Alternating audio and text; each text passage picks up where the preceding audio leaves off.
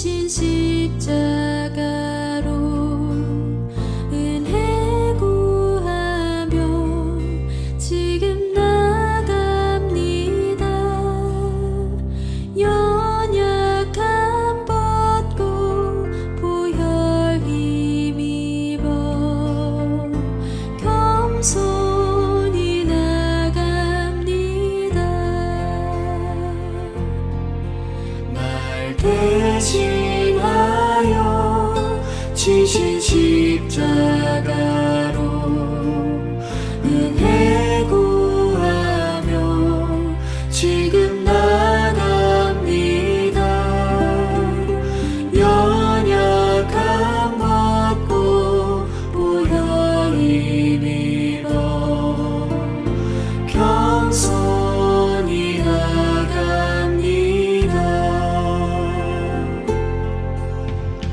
길 잃은 자녀 기다리시네. 그 품에 날 부르시네.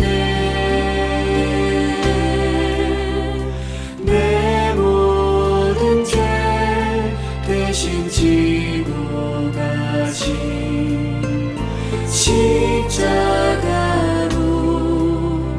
십자가로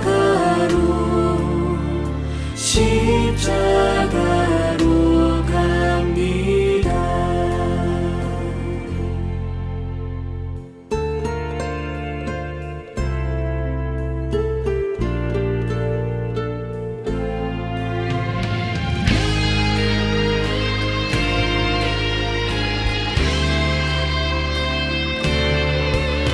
날 대신하여 지신 십자가로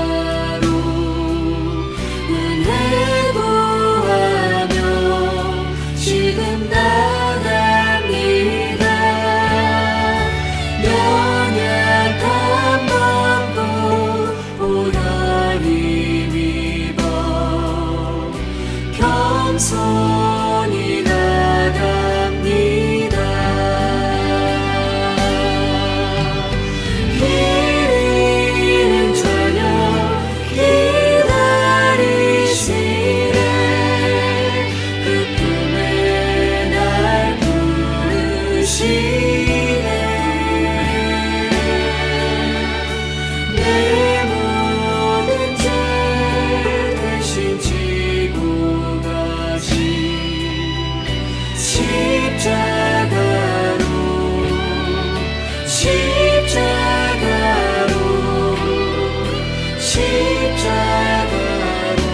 갑니다. 십자가로 갑니다.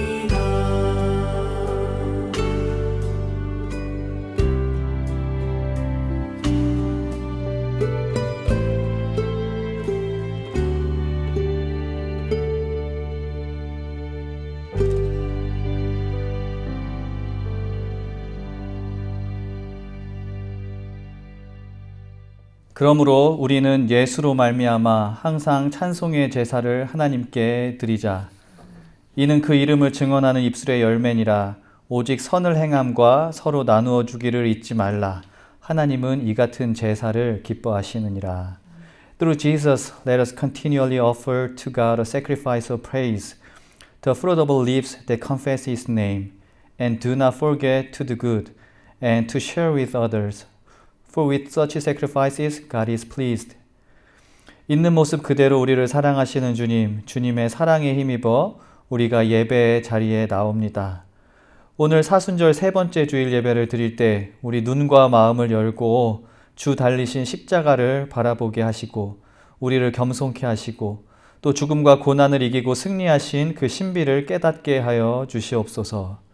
그리고 우리와 함께 하여 주셔서 연약한 자를 강건케 하시고 고단한 자에게 새 힘을 주시며 상처난 몸과 마음을 자비의 손길로 만져주옵소서. 예수님 이름으로 기도합니다. 아멘. 네, 오늘 함께 읽을 성시는 시편 19편에 있는 말씀입니다. Today's linear praise is from Psalm 19. 저희 교독하도록 하겠습니다. 주님의 교훈은 완전하여서 사람에게 생기를 북돋우어 주고 주님의 증거는 참되어서 어리석은 자를 깨우쳐 준다.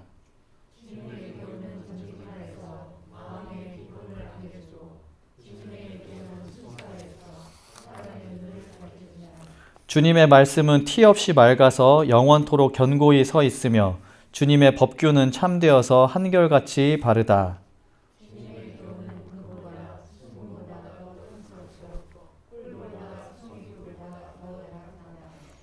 그러므로 주님의 종이 그 교훈으로 그 경고를 받고 그것을 지키면 푸짐한 상을 받을 것이다.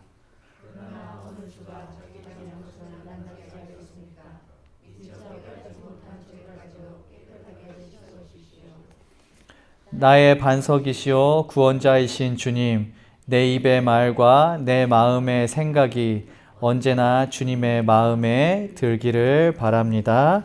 아멘. 네, 이 시간에는 말씀을 받기 전에 함께 기도하는 시간입니다. 우리 먼저 공동체로서 고백의 기도 주님 앞에 드리도록 하겠습니다. Before we proclaim God's words and we empty our hearts and clean our souls, let us offer our prayer of confession as a community first. 우리 함께 기도하도록 하겠습니다. 주님께서 우리에게 베푸신 좋은 것들에 감사하지 못하고 그것들을 누리지 못했습니다. 당신의 자비로 우리를 용서하소서. 당신의 결핍에는 무감각했지만 우리의 필요에는 지나치게 민감했습니다. 당신의 자비로 우리를 용서하소서. 세속적인 삶에 사로잡혀 하나님의 주권과 능력을 신뢰하지 않았습니다. 당신의 자비로 우리를 용서하소서. 주님의 뜻에 순종하지 않고 철저히 무시하기도 했습니다. 당신의 자비로 우리를 용서하소서. 불의한 일에는 침묵하고 험담과 불평에는 소리를 높였습니다. 당신의 자비로 우리를 용서하소서. 자비의 주님, 우리를 새롭게 하시고 용기를 주소서. 우리 안에 새로운 영을 창조하시고 당신의 정의를 우리 안에 불어넣어 주소서. 예수님 이름으로 기도합니다. 아멘. 네, 그리고 지금은 또 우리 각자 개인적인 고백의 기도 그리고 또 우리 중보의 기도를 드리는 시간입니다. 우리 기도해 주실 때 먼저 기쁜 소식 한 가지 또 같이 기도해 주시면 좋겠는 거는 뭐 아시겠지만 특별한 거라기보다 오늘부터 이제 어린이 예배를 시작하게 되었습니다. 그래서 지금 저기 이제 커튼을 치고 안에서 지금 2명이죠. 시은이하고 다현이만 있는데 예배를 드리고 있는데 2명이지만 그래도 할 거는 다 예배 순서를 제가 보니까 다 하더라고요. 처음에 찬양하고 헌금, 그 다음에 말씀 암송, 또 이제 설교, 그리고 크래프트 이렇게 다 하더라고요. 그래서 그 시간이 잘 진행될 수 있도록 또 같이 기도해 주시고 또 무엇보다 친구들이 많이 와서 우리들이 이제 어린이들도 커뮤니티를 만들어야 될 것 같아요. 어릴 때부터. 그래갖고 그런 믿음의 커뮤니티를 만들어 갈 수 있도록 그렇게 기도해 주시면 좋겠습니다. 그리고 또 우리 서로 위해서 기도할 것 중에 우리 성도님들 가운데 또 아픈 분들 많이 계시잖아요. 서로의 건강을 위해서 기도해 주시고 특별히 우리 방의경 성도님이 팔의 인대가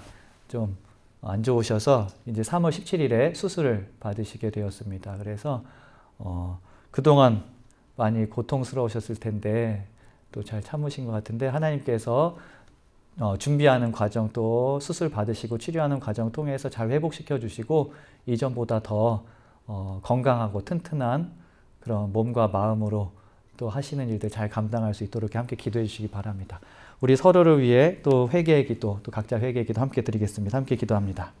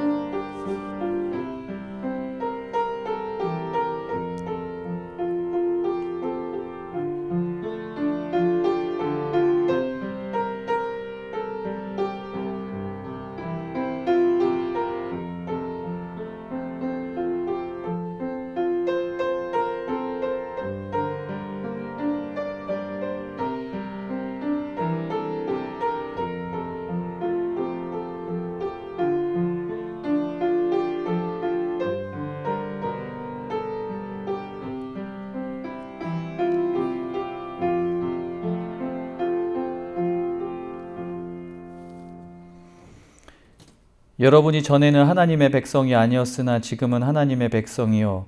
전에는 자비를 입지 못한 사람이었으나 지금은 자비를 입은 사람입니다. Once you are not a people, but now you are the people of God. Once you had not received mercy, but now you have received mercy. 하나님, 우리는 모두 분주한 삶을 살아가고 있습니다. 때로는 불안하고 때로는 옳지 않은 줄 알면서도 그 길을 선택하는 유혹에 흔들립니다. 삶의 목적이나 중심이 바로 서 있지 않고 하루하루 살아내는 것에도 벅찰 때가 있습니다. 하나님, 이런 우리와 함께 하셔서 분주하고 불안한 우리 마음을 잠잠하게 하시고 평화를 주소서. 우리가 사순절을 지냅니다. 이 영적 여행의 기간을 통해 부활 후 변화된 모습으로 나타나신 주님과 같이 우리도 변화될 수 있도록 인도하여 주시옵소서. 치료의 하나님, 우리 중에 질병과 아픔이 있는 이들이 있습니다. 하나님, 중보하는 우리의 기도를 들으시고 그들의 고통을 덜어 주옵소서. 모든 치료의 과정에 함께하사 깨끗게 하여 주시고 이전보다 더 건강한 모습으로 회복될 수 있도록 도와주소서. 육체의 연약함뿐만이 아니라 관계로 인해 상처를 주고받는 이들, 하나님께서 사랑과 존중과 배려의 마음을 주셔서 모든 관계가 잘 회복될 수 있도록 도와주시옵소서. 또 우리와 함께 예배하지 못하는 가족, 그리고 멀리 떨어져 있는 가족, 또 우리와 사이가 좋지 않은 가족들, 또 아직 그 마음에 복음의 뿌리를 내리지 못한 가족을 위해서 기도합니다. 모든 영혼을 만지시고 마음을 보살피시고 하나님께서 지키시고 그 발걸음을 주님 앞으로 인도하여 주시옵소서. 하나님, 세계 여러 곳에서 재난과 재해로 또 정치, 사회적인 문제들로 힘들어하고 삶이 위협받고 있는 이들이 있습니다. 생명을 소중히 여기고 있는 모습 그대로 존중하며 살아가는 세상이 될 수 있도록 긍휼을 베풀어 주시옵소서. 고통받고 있는 미얀마의 자매 형제들을 돌보시고 그 땅의 폭력이 그치게 하여 주시옵소서. 올바른 방법을 통해 민주주의를 재건하게 하시고 자유와 평화와 안정이 속히 찾아올 수 있도록 하나님께서 도와주시옵소서. 하나님, 우리 성도님들과 이웃들의 그런 사업을 위해서도 기도합니다. 코로나로 인해 경제적인 손실을 많이 입은 그런 사업들 잘 회복될 수 있도록 도우시고 또 모든 사업이 잘 운영될 수 있도록 지혜를 주시고 건강도 주시고 또 함께 일하는 사람들의 축복도 주님께서 주시옵소서. 하나님, 교회를 위해 기도합니다. 하나님, 오늘부터 어린이 예배를 시작합니다. 재미있고 또 감동이 있는 예배가 되게 하시고 예수님의 마음이 아이들에게 전해지는 시간이 될 수 있도록 도와주옵소서. 선생님들에게 지혜와 능력을 주시고 함께 예배할 수 있는 친구들이 늘어날 수 있도록 하나님께서 축복해 주시옵소서. 또 우리가 오랜 시간 소그룹 정원 모임을 준비하고 있습니다. 이 모임이 시작되었을 때 형식적인 그런 모임이 되지 않도록 하시고 함께 모이는 시간을 통해 서로 의지하고 의지가 되어주는 관계를 만들어갈 수 있도록 도우시고 예수님이 걸어가신 그 길을 함께 배우고 실천하는 동료로 또한 성장할 수 있는 계기가 될 수 있도록 함께하여 주시옵소서. 모임을 통하여서 새로운 가족도 만날 수 있도록 은혜 주시기를 기도합니다. 이 외에도 모든 교회 사역 위에 하나님 함께하여 주시고 오늘도 안전하고 은혜로운 예배로 인도하실 하나님께 감사드리며 예수님 이름으로 기도합니다. 아멘. 네, 아멘. 오늘 우리에게 주신 말씀은 출애굽기 2장 1절에서 12절 그리고 갈라디아서 5장 14절의 말씀입니다. Today's scripture reading is from Exodus chapter 2 verses 1 and 2 and Galatians chapter 5 verse 14. 네, 우리 교독하도록 하겠습니다. 먼저 출애굽기 20장 1절입니다. 이 모든 말씀은 하나님이 하신 말씀이다.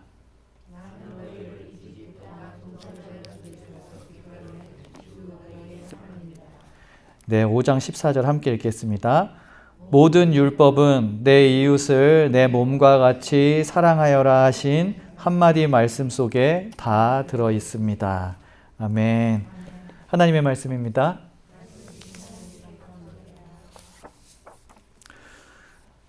성도님들, 저희가 오늘 출애굽기 20장 말씀과 갈라디아서 말씀을 읽었는데 오늘 성서정과는 원래 출애굽기 20장 1절에서 17절이 주어졌습니다. 근데 출애굽기 20장은 유명한 말씀이에요. 혹시 왜 유명한지 아시는 분 계세요?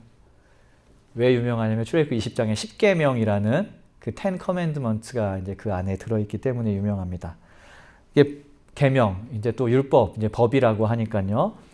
제가 말씀을 준비하면서 법률 또는 법이 몇 개나 있을까, 한국하고 미국에 이제 그걸 한번 찾아봤는데, 미국은 그 설치하는 시스템도 복잡하고 법이 종류가 너무 다양해서 제가 이렇게 찾기가 힘들더라고요. 그래서 미국 법령 숫자는 제가 못 파악을 하지 못했고, 한국은 그 법제처 웹사이트를 찾아가 보니까 국가법령정보센터에 수록된 현재 유효한 그 법령의 수가 있더라고요. 그래서 그거 숫자가 어떻게 되냐면은 125,316건의 그 법령이 있다고 합니다. 여기에는 헌법, 그리고 법률을 포함해서 대통령령, 스페셜 오더 같은 건가 봐요. 그리고 지방자치단체들의 조례나 규칙 등이 포함되었다고 합니다. 근데 제가 사실 전문가가 아니라서 법령이 뭔지, 이제 뭐 법률이 뭔지, 그 다음에 법규가 뭔지 이걸 자세히는 모르겠어요. 근데 아무튼 그 법에 관련된 그 이제 그 수칙들이 그 카테고리 안에, 법이라는 카테고리 안에 12만 5천 개가 넘는 그 엄청난 수의 일종의 지침들이 있다는 거죠. 그런데 비전문가 입장에서 제가 저 스스로에게 이런 질문을 하게 되었습니다. 법의 그 개수, 종류와 수가 많아진다는 게, 많아지면 세상이 더 정의로워지고 세상이 더 살기 좋아질까? 라는 질문을 했습니다. 법의 숫자가 많아진다면 세상도 그만큼 더 살기 좋아질까? 라는 질문을 했다는 거죠. 성도님들은 어떻게 생각하세요? 이게 좋은 질문이 아닐 수도 있거든요. 너무 단순해서. 그런데 어떻게 생각하세요? 법의 개수가 많아진다는 것이 우리 삶의 질이 올라가는 걸까? 한번 이런 생각을 해보았습니다.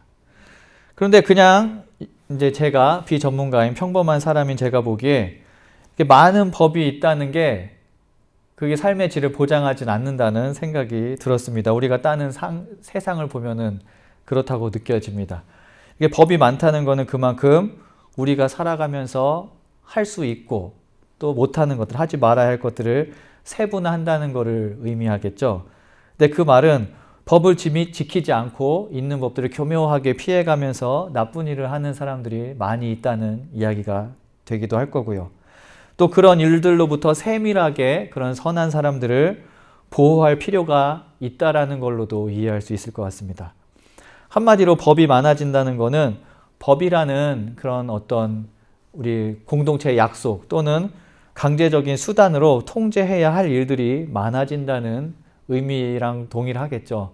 그렇기 때문에 저에게 드는 생각은 법률이 세분화되고 많아진다고 해서 우리의 삶이 꼭 더 나아지는 것은 아니겠다라는 그런 생각이 들었습니다. 어디까지나 이제 제 생각이고요. 그런데 성서, 특히 구약 성서에 나와 있는 이제 계명이라고 하는 것들 또는 율법이라는 것들에 대해서 우리가 조금 생각해보고 또 공부해보면은 우리가 세상의 법에 대해서 가졌던 생각을 비슷하게 갖게 됩니다. 오늘 우리가 읽은 구약 이제 출애굽기 20장은 10계명, 그 10개의 그 율법이 담겨 있습니다. 그런데 성경에는 이 10계명만 있는 게 아니고 더 많은 율법들이 나와 있어요. 이 율법들이 어디 나와 있냐면은 출애굽기로부터 시작해서 출애굽기, 레위기, 민수기, 신명기, 이제 이 책들을 영어로는 The Law라고 해요. 이 안에 율법이 담겨 있다고 해서 이 The Law라고 번역되는 이 책들에 이스라엘, 그 고대 이스라엘의 율법이 담겨 있는데 율법의 개수가 성경에 나와 있는 것만 613개의 조항이 있습니다. 그런데 이 율법 조항들을 우리가 이제는 출애굽기부터 신명기까지 읽어가면서 율법 조항들을 발견하게 되는데 성서를 읽다 보면 한 가지 굉장히 흥미로운 사실을 발견할 수 있습니다. 이 613개의 율법들이 한 군데 딱 모아져서 이제 어떤 체계가 잡히는 법으로 주어지는 게 아니고 이스라엘 민족의 이야기들 속에 듬성듬성 나오거든요. 그런데 재미있는 거는 어떤 율법이 나오면은 그 다음에 이어지는 이야기가 무슨 이야기인지 아세요? 이 율법을 어긴 이야기가 나와요. 그리고 또 율법이 주어지면은 이 율법에 정반대되는 일을 한 이야기. 또 다른 율법이 주어지면은 이 율법을 깨트리고 하나님을 배반한 이야기가 나옵니다. 이렇게 율법과 배반, 율법과 깨트림, 율법과 불순종, 이 반복해서 구약 성서는 계속 이 패턴을 우리에게 보여줍니다. 근데 그 말이 무슨 이야기인 것 같아요? 이 이야기, 전체적인 이야기가 무슨 이야기를 하냐면은 법이 생긴다고 해서 사람들이 그 율법을 따르는 게 아니고 율법의 개수가 많아진다고 해서 그 삶이 결코 나아지지 않는다는 것을 성서도 우리에게 똑같이 이야기를 합니다. 그래서 율법이 나온다는 것은 하나님이 그만큼 사랑하셔서 율법을 베풀어 주신다는 이야기도 되는데, 그와 동시에 하나님이 베풀어 주신 그 사랑을 인간들은 감당할 그 마음의 준비가 안 돼 있다. 우린 본성이 그런 것들을 따를 본성이 아니다라는 것들을 이야기하는 것 같습니다. 그래서 바이블 프로젝트라는 그 단체의 팀 맥키라는 그 학자는 구약성서를 해석하면서 구약성서의 율법에 관한 그 이야기들은 한편으로는 하나님의 신실함과 하나님의 지혜를 나타내지만, 그와 동시에 다른 한편으로는 그러한 하나님의 파트너가 될 수 없었던 인간의 부족함을 드러낸다 라고 그렇게 이야기를 합니다. 그렇다면 우리는 이렇게 말할 수 있을 것 같습니다. 얼마나 합리적이고 완성된 체계의 법을 제정하느냐, 얼마나 세밀하게 율법이 만들어지느냐, 그것도 중요하지만 그보다 훨씬 더 중요한 문제가 있다는 거죠. 그건 바로 그러한 법들, 그러한 율법을 지키고자 하는 마음이 과연 인간에게 있느냐, 사람에게 있느냐, 그리고 우리에게 있느냐 하는 것. 그것이 더 중요하다는 이야기를 성서는 하는 겁니다. 율법을 지키고자 하는 마음이 있느냐. 율법을 지키고자 하는 마음이란 그런 율법을 주시는 하나님의 의도를 우리가 온전히 이해를 할 준비가 되어 있는지, 그리고 공부해서 이해를 하는지, 그리고 하나님의 마음과 의도를 이해했다면 그 하나님의 뜻을 실천할 의지는 있는지, 그것이 중요하다고 이야기하는 것이죠.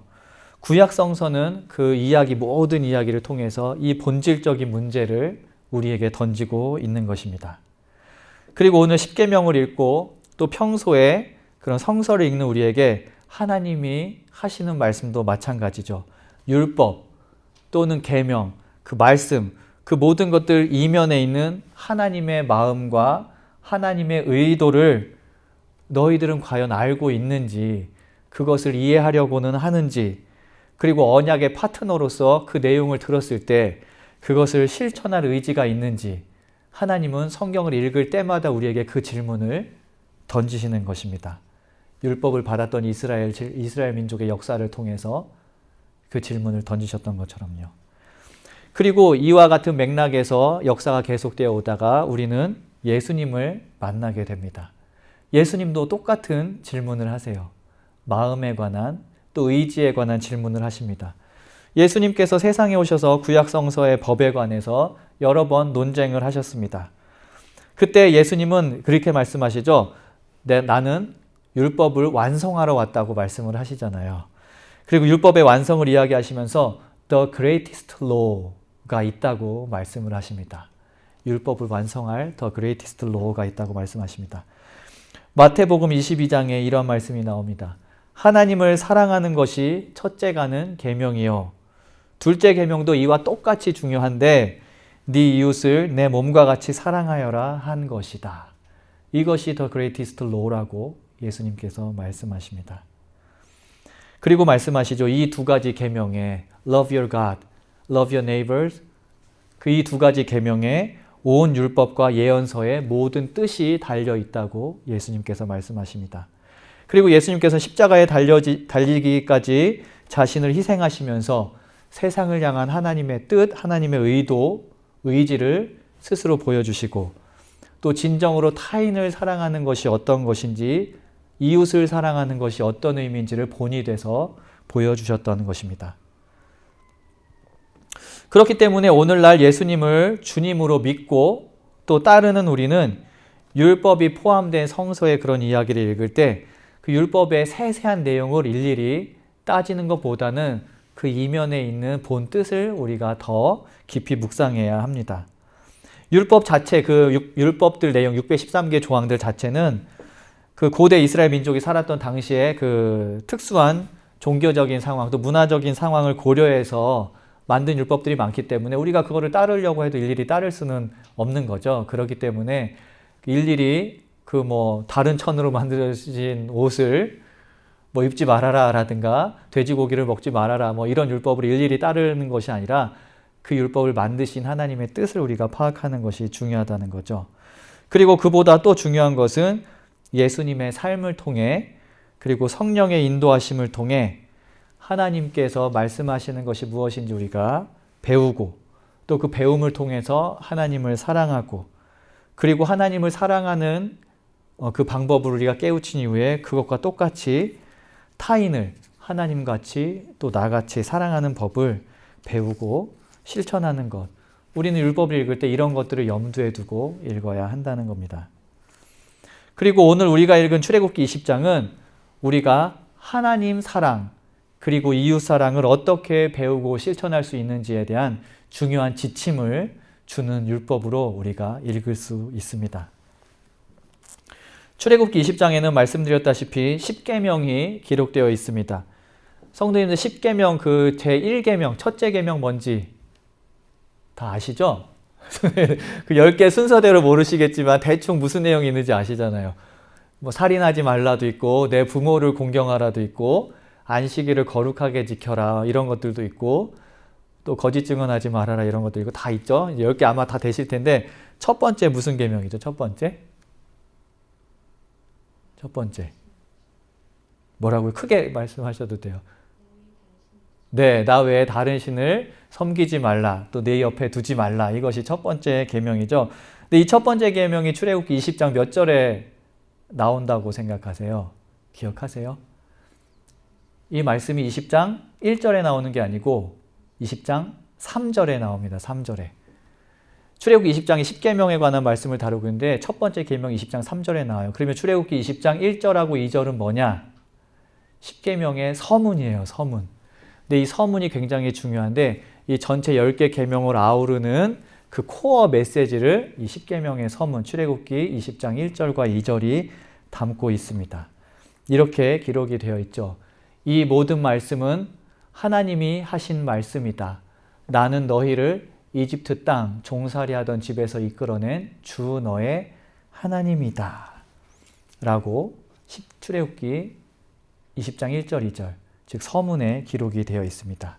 이 10계명 서문은 하나님과 우리 인간과의 관계 그리고 그것으로부터 파생되어서 인간들 사이에 이루어야 할 여러 가지 가치들 그 중요한 가치들의 핵심 내용을 담고 있습니다. 우리가 한번 살펴보겠는데요. 먼저 하나님은 10계명 즉 율법을 주실 때 명령이나 규제 즉 commandment나 regulation 이런 것들을 주신 게 아니고요. 이야기를 하셨다고 되어 있죠. 이야기. 이 모든 말씀은 하나님이 하신 말씀이다. 10계명을 주실 때 하나님이 너희들에게 명령을 하셨다, 계명을 주셨다라고 하지 않고 하나님이 말씀을 하셨다라고 되어 있어요. words. 실제 히브리어 성경에도 그냥 words라는 단어가 씁니다. 말씀을 하셨다. 하나님은 다름 아니라 우리를 어떤 명령을 들을 대상으로 생각하시는 게 아니고 우리를 대화의 상대로 초대하신다는 이야기를 이 내용이 담고 있습니다. 서로 대화의 상대가 된다는 것은 상대방을 가치 있고 존엄한 존재로 인정하는 겁니다.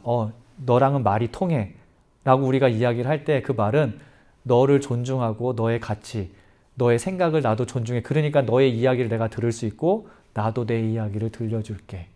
이런 뜻이 되는 거죠. 상대방의 그 worth and dignity를 하나님이 우리들의 그 worth와 dignity를 인정해 주신다는 거죠. 그리고 더 나아가서 하나님은 그 대화의 상대로 상대를 초대하시는데 그 상대가 일반적인 그냥 모든 인류를 대화의 상대로 초대하시는 게 아니고 꼭 집어서 너를 내 대화의 상대로 초대할게라고 이야기하십니다. 저기 나는 너희를 이라고 번역이 되어 있는데 저 너희를은 복수잖아요. 저게 약간 그 히브리 원어의 뜻을 잘 살리지 못했다고 저는 생각을 하는데요. 의미는 맞지만 그 히브리어에는 아주 분명하게 단수와 복수가 나누어져 있습니다. 근데 저기 쓰인 나는 너희를 할 때 쓰였던 그 대명사는 2인칭 단수 대명사예요. 그리고 그 뒤에 나오는 이끌어낸 주 너희의 하나님이다도 단수로 쓰입니다. 너의 하나님이다. 그래서 이 성서는 분명한 의도를 가지고 2인칭 단수를 쓰고 있습니다. 하나님이 10계명 말씀을 주실 때 대상을 너희들 모두라는 복수로 쓰지 않으시고 나는 너에게 말한다라고 하나님이 말씀하시는 거예요. 하나님께서 우리를 대화의 상대로 초대하실 때 일반적인 인류, 나 말고 누군가를 초대하신 게 아니고 바로 나를 대화의 상대로 초대하고 계신다는 겁니다. 그러면서 말씀하시죠. I am your God. 싱귤러로 너의 God. 다른 사람이 아니라 나는 너와 이야기하고 싶다. 너와 약속을 맺고 싶다라고 이야기하는 겁니다. 그리고 다시 말해서 너는 가치 있고 존엄한 존재이기 때문에 내 대화의 상대가 되고 우리가 서로 이야기를 통해서 더 큰 스토리, 더 큰 내러티브를 만들고 싶다라고 하나님이 초대하시는 거예요. 그리고 그 스토리가 바로 2절에 나오죠. 난 너의 하나님인데 어떤 하나님이냐면은 너를 이집트 땅 종살이 하던 집에서 이끌어낸 너의 하나님이다라고 말씀을 하시는 거예요. 근데 우리는 이집트 땅에서 종살이 하지 않았죠. 하나님께서는 이집트 백성 한 명을 보시면서 너를 이집트 땅에서 이끌어낸 게 나다라고 구체적인 상황 안에서 하나님이 하셨던 일을 말씀하시는 겁니다. 이 부분은 하나님이 우리와 관계를 맺으실 때 하나님은 그냥 애두르면서 두리뭉실한 그런 사랑을 주시는 게 아니고 구체적인 상황 속에서 분명하게 우리에게 말씀하시고 분명한 스토리를 만들어가길 원하신다는 말씀을 하는 겁니다. 하나님께서 파트너가 돼서 내러티브를 만드시려고 하신다고 이야기를 했죠. 저 이야기는 이스라엘 민족 한 명 한 명과 하나님이 하셨던 그 위대한 이야기죠. 그런 하나님께서는 지금도 우리와 바로 나와 하나님과의 관계를 통해서만 만들 수 있는 위대한 이야기 그리고 그 뉴스를 만드시려고 초대하고 계획하신다는 겁니다. 하나님은 단순히 그냥 개념적으로 나는 위대한 하나님이야, 나는 사랑의 하나님이야 라고 말하지 않으시죠. 하나님은 하나님의 위대함과 하나님의 사랑을 분명하게 보여주시죠. 나는 너가 종 살았을 때 너를 구해낸 하나님이야 라고 분명하게 말씀하십니다. 실제적인 역사적인 순간들을 어떤 민족의 침략을 받을 때 그 민족으로부터 너를 살려낸 존재가 바로 나다 라고 이야기를 하십니다. 그런 하나님의 파트너가 된다는 것은 우리 또한 하나님과 대화를 할 때 하나님은 사랑이시죠? 라고만 고백할 것이 아니고 하나님이 어떤 것들을 통해서 나에게 사랑을 주셨는지 하나님은 나와의 관계 속에서 어떤 구체적인 굿뉴스를 어떤 구체적인 위대한 내러티브를 만들고 계시는지 우리는 분명하게 성찰하고 묵상해야 한다는 이야기입니다. 그렇기 때문에 예수님이 말씀하셨던 주 너의 하나님을 사랑하라는 그 계명, 큰 계명은 하나님이 나의 가치와 존엄성을 인정하는 분이시며 꼭 집어서 나를 선택하셨고 그런 나와 좋은 이야기, 좋은 스토리, 그리고 좋은 뉴스를 만드는 파트너가 되기 원하시는 분이다. 그리고 그 파트너십은 분명히 구체적인 행동이 수반된 파트너십이어야 된다라는 것을 이야기한다는 거죠. 예수님은 하나님의 의도를 안다는 것은 이 모든 사실을 우리가 기억하고 이에 대해서 감사해야 한다는 것을 그리고 이런 하나님의 생각과 의도와 계획을 되새기고 그 파트너십에 동참하는 것 그것이 하나님을 사랑하는 것이고 하나님께서 주신 계명을 지키는 것이라고 그것을 예수님께서 우리에게 말씀하시고 성서가 우리에게 증거하는 겁니다. 그리고 예수님께서 이것과 똑같이 중요한 두 번째 계명이 있다고 말씀하셨습니다. 너의 이웃, 즉 하나님뿐 아니라 사람 사이의 관계에서도 하나님과의 이런 파트너십을 너희들이 연장시켜서 실천해라 라고 하나님께서 이야기하시는 것입니다. 예수님께서는 율법 그리고 계명을 서로 사랑하는 것과 연결시켜서 말씀하셨습니다. 요한복음 13장 34절에 이렇게 기록합니다.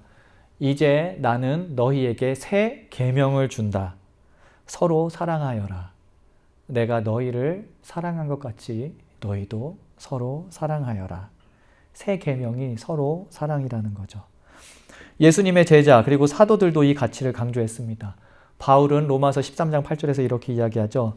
남을 사랑하는 사람, 서로 사랑하는 것 외에는 아무에게도 빚을 지지 마십시오. 남을 사랑하는 사람은 율법을 다 이룬 것입니다. 라고 이야기를 합니다. 그리고 바울은 갈라디아서 5장 14절 우리가 요한 2서는 또 이렇게 이야기하죠. 1장 6절에서 사랑은 다름이 아니라 하나님의 계명을 따라 사는 것. 하나님의 계명을 따라 사는 것이 바로 사랑입니다. 라고 이야기를 하죠. 계명은 다름이 아니라 여러분이 처음부터 들은 대로 사랑 안에서 살아가야 한다는 것입니다.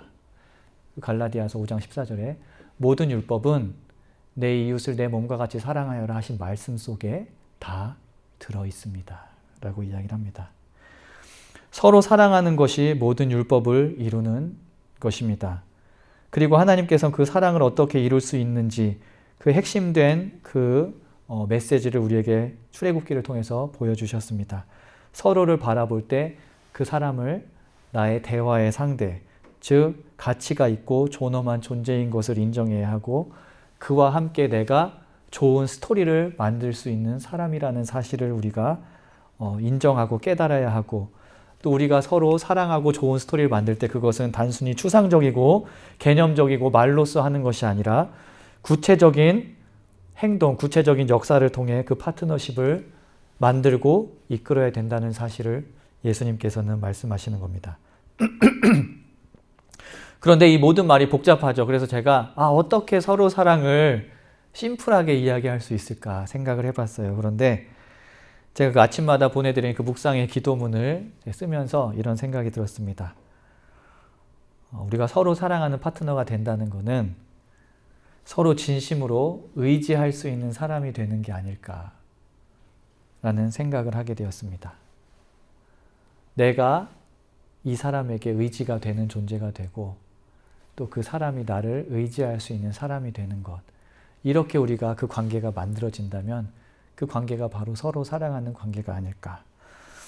성도님들, 우리 옆에 계신 분들 쑥스럽죠? 이런 거 하면 근데 한번 바라보시겠어요? 한번 얼굴을 바라보시면 좋을 것 같아요. 우리가 믿음 안에 있는 공동체인데 서로 한번 얼굴 한 번만 바라보시겠어요? 노성도님 저만 보지 마시고 네. 성도님들, 우리 마음속으로 다 대답하실 수 있을 거예요. 우리 서로 의지할 수 있는 존재인지, 같이 계시는 분들과 서로 의지할 수 있는, 내가 의지가 되고 내가 의지할 수 있는 존재가 되고 싶으신지, 될 수 있을 것인지.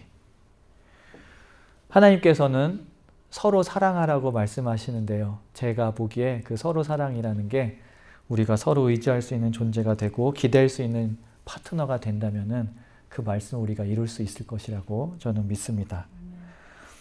이 사순절 기간 우리가 지내고 있습니다. 십자가의 은혜, 그리고 예수님의 말씀, 또 하나님께서 하셨던 모든 율법을 우리가 기억하면서 우리가 살아가고 있습니다.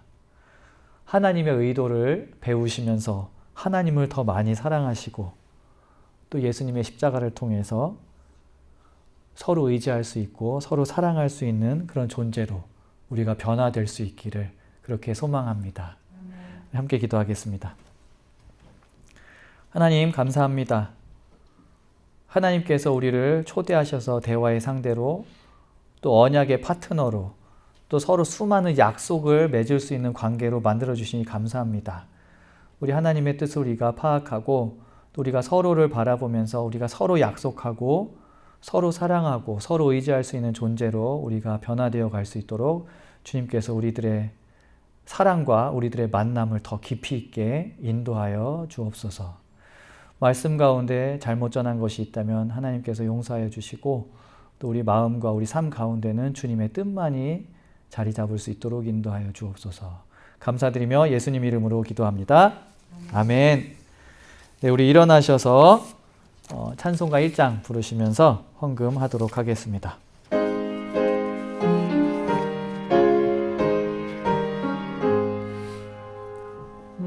만복의 근원 하나님, 온 백성 찬송 드리고 저 천사여 찬송하세. 찬송 성부 성자 성령 아멘.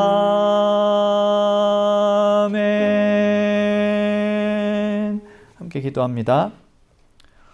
All things come from you, O God, and with gratitude return to you what is yours. You have blessed us and called us to be a community that blesses others through the sharing of our love, our talents, and our material possessions. Holy God, accept all we offer you this day, and please lead us to bring wholeness to our broken world. 모든 것이 주님으로부터 왔기에 감사한 마음으로 주님께 드립니다.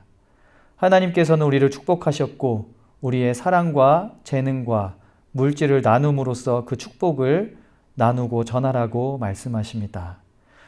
하나님, 우리가 드리는 예물을 기쁘게 받으시고 우리의 나눔을 통해 깨어진 세상이 조금씩 더 온전하여질 수 있도록 인도하여 주소서. 예수님 이름으로 기도합니다. 아멘.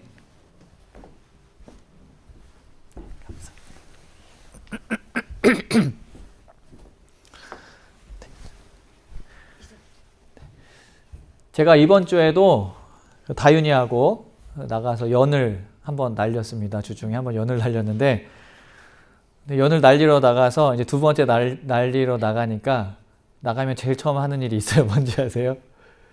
연을 푸는 거 말고 바람이 어디로 부나 이제 봅니다. 바람이. 그리고 바람이 딱 불어오면은 그 바람이 오는 방향하고 반대되는 방향으로 제가 달려가야 연이 이제 저항을 받아서 뜨니까요. 그런데 그러면서 제가 생각을 해보니까 우리 성도님들도 일주일에 한두 번씩 딱 나가서 바람을 이제 보시는 것 같아요. 언제 보시죠, 보통? 골프 치실 때, 골프 치실 때, 맞바람인가, 이제 등에서 업고 이제 가는 바람인가, 이렇게 한 번씩, 저는 잘 모르겠는데, 저한테는 영향이 없는데, 제 골프 치러 따라 나가보면 항상 그 이야기를 하시더라고요. 맞바람이네요. 뭐 이렇게 등에서 부는 바람이네요. 이야기를 하시더라고요.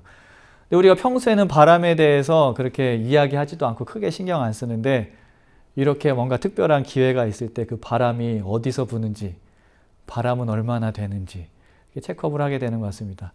제 텍사스에서 테니스를 칠 때는 텍사스가 여기보다 바람이 훨씬 심하게 불거든요, 일반적으로. 그래서 기준이 있어요. 15마일 per hour 이상 불면은 테니스 치기가 좀 힘들어요. 그래서 테니스 치자 약속을 하면 항상 바람 먼저 봐요. 얼마나 세게 부나 그거 먼저 보는데, 근데 제가 그 이야기를 하면서, 이 생각을 하면서, 우리가 보이지 않는 것을 이제 보고 또 느끼고 싶을 때가 있구나라는 생각을 했습니다. 평소에는 있는 줄도 모르던 것들인데 이게 우리한테 실제적으로 보일 때가 있구나라는 생각을 하게 되었습니다. 그러면서 이 사순절 지내잖아요, 저희가. 근데 이 사순절을 지낸다는 게 어쩌면은 우리가 그동안 보지 못했던 것들, 또 있는데 느끼지 못했던 것들을 한번 세밀하게 바라보고 또 느껴보고 또 조사해보고 관찰하는 기간이 사순절이 아닐까라는 생각을 해보았습니다. 우리 십자가 항상 보고 항상 이야기하잖아요. 하지만 그 안에 있는 신비가 무엇이었는지, 나는 그 십자가를 등에 업고 달려가고 있는지, 십자가를 앞에 두고 맞바람을 맞으면서 달려가고 있는지, 우리 한번 그동안 보지 못했던 것들을 보는 그런 사순절 지내시기를 소망합니다. 함께 성찬을 위해서 기도하겠습니다. 구원과 평화의 하나님, 예수 그리스도의 십자가 부활을 통하여 영원한 삶의 은총을 베풀어 주시고 거룩한 성찬을 통해 우리의 영을心灵의 양식을 채워주시니 감사드립니다. 주님의 살과 피를 나눌 때 우리 가운데 함께 하시며 우리의 심령을 정결케 하여 주시옵소서. 우리도 주님 안에서 한 몸을 이루어 가난한 자에게는 복음을, 눈먼 자에게는 보혈함을, 눌린 자에게는 자유함을 전하는 제자로 살아가기 원합니다. 아멘. 주의 백성과 함께하여 주시옵소서. 아멘. 우리를 구원하신 예수님 이름으로 기도드립니다. 아멘.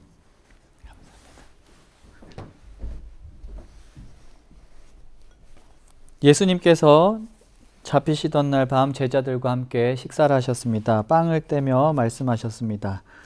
이 빵은 너희를 위해 십자가에 달려 죽는 나의 몸이다. 이것을 행하여 나를 기념하라. 식사 후에 잔을 들어 축복하시고 말씀하셨습니다. 이 잔은 너희와 나 사이에 내 피로 세운 새로운 약속이다. 새로운 계약이다. 라고 말씀하셨습니다. 이것을 마실 때마다 행하여 나를 기념하라고 하셨습니다. 이 식탁은 모두에게 열려 있습니다. 예수님을 주라고 고백하고 그의 길을 따르려는 모두에게 열려 있습니다. This table is open to all who confess Jesus as Christ and seek to follow His ways. 그리고 이 식탁에 우리가 나올 때 우리는 우리가 충만해서 가득 차 있기 때문에 이 식탁으로 나오는 것이 아니라 우리가 부족하고 우리가 필요하고 결핍이 되어 있기 때문에 우리는 이 식탁에 나오는 것입니다. We come to this table not because we are fulfilled, but because in our emptiness. 예수님께서 아무런 조건 없이 저를 이 성찬의 자리에 초대하셨기 때문에 저 또한 우리 성도님들을 있는 모습 그대로 이 성찬의 자리에 초대합니다. As Jesus invited me to this table without any condition, so now I invite you all to this table as you are. 우리 함께 이 성찬 나누도록 하겠습니다. Let us partake and share.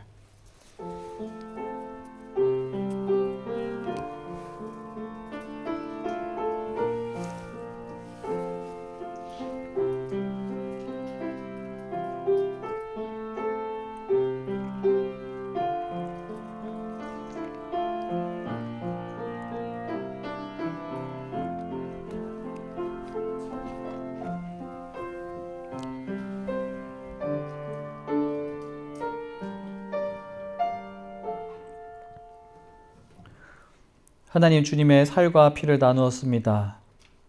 우리를 사랑하신 조건 없는 사랑에 우리가 감사하며 주님의 언약 안에서 하나의 공동체가 된 우리 서로를 사랑하고 또 기억하고 축복할 수 있도록 인도하여 주옵소서.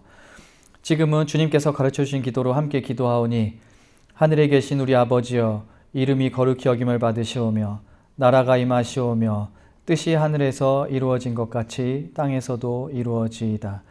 오늘 우리에게 일용할 양식을 주시옵고 우리가 우리에게 죄 지은 자를 사하여 준 것 같이 우리의 죄를 사하여 주시옵고 우리를 시험에 들게 하지 마시옵고 다만 악에서 구하시옵소서.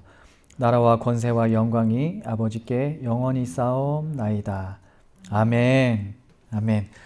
네, 교회 소식 전하도록 하겠습니다. 오늘 예배 함께 하신 모든 성도님들 감사드리고 또 환영합니다. 계속 말씀드리다시피 주보에 이번 주와 다음 주 성서정과에 따른 설교 본문 그리고 묵상 질문들을 싣습니다. 말씀을 이해하시고 또 말씀과 함께 살아가시는데 도움이 되기를 바랍니다. 꼭 질문 읽어보시고 답변을 한 번씩 해보시면 좋을 것 같아요. 그리고 지난 2월 17일부터 시작된 사순절이 벌써 오늘 셋째 주입니다. 이제 거의 반 가까이 흘렀습니다. 4월 3일까지 사순절기로 지내는데요. 새로운 모습으로 부활하신 주님과 같이 우리도 새로운 모습으로 바뀌는 사순절이 되기를 소망합니다. 변화될 나의 모습에 대해서 구체적으로 묵상하시고 실천하시는 우리 성도님들 되시길 바랍니다. 그리고 매일 보내드리는 사순절 묵상 우리 성도님들 꼭 동참해 주시면 좋겠습니다. 그리고 예배 시작할 때 말씀드렸듯이 오늘부터 아동부 예배를 시작합니다. 함께 기도해 주시고요. 그리고 교사를 모집합니다. 어린이 사역에 관심과 비전이 있는 분들은 이은별 사모나 운영위원들에게 알려주시면 감사하겠습니다. 그리고 벌써 4년째인 것 같아요. 사순절 찬양 CD가 이제 이렇게 제작이 되었습니다. 작년에도 디자인이 이뻤는데 올해도 이쁜 디자인으로 이제 제작이 되었어요. 그래갖고 이게 저희한테 100장이나 보내주셨어요. 그래서 이게 성도님들도 들으시고 그 다음에 몇 장 더 가져가셔서 이게 문 같은데 장식으로 붙여놔도 이게 괜찮거든요. 이게 그 벽 같은데 붙여놔도 이제 트렌디하게 보이거든요. 그 방이. 그래서 꼭 안 들으셔도 디자인이 이쁘니까 이렇게 지난해 것도 갖고 가셔서 쫙 이렇게 순서대로 붙이면 또 의미가 있지 않을까. 그래서 장식용으로 쓰셔도 되고 전도용으로 쓰셔도 되고 또 무엇보다 이제 이 안에 있는 찬양을 들으시면서 은혜를 누리시면 더 좋겠죠.